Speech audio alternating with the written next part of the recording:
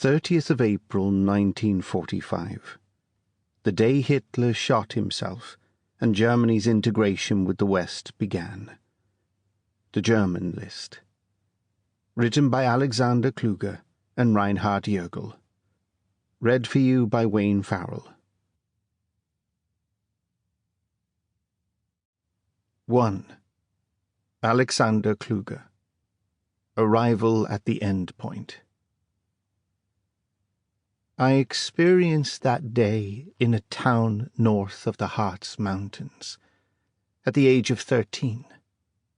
Our town has been occupied by the Americans since 11th of April.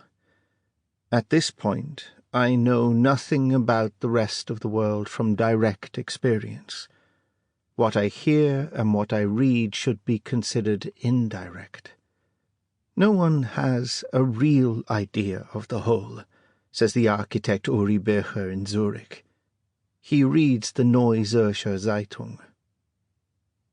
This whole doesn't even exist, a doctor replies. They are sitting in a cafe.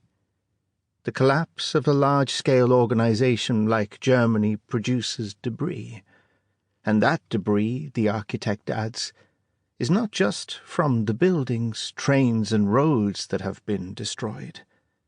The soul sack of every human being there contains pieces of different realities muddled together. I imagine, says the doctor, that in the enclaves where the organization of the previous years exists, that is to say, in Oslo, on Rhodes, in Breslau, in the fortresses on the Atlantic coast, or in Prague, flags are still being raised. As a reader in 2014, says the educator Baumler from Bielefeld, it is actually difficult to emphasize with what one knows, or thinks one knows, from those who experienced 30th of April 1945.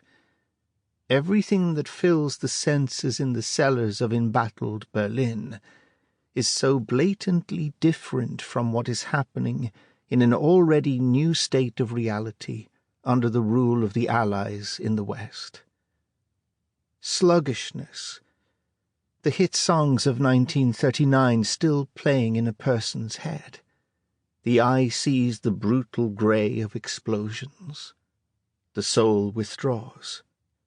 Erwin Brinkmeyer saw a group of Red Army soldiers at work, driving women into a cellar. Although he had buried a rocket launcher in his garden. Sample complete. Ready to continue?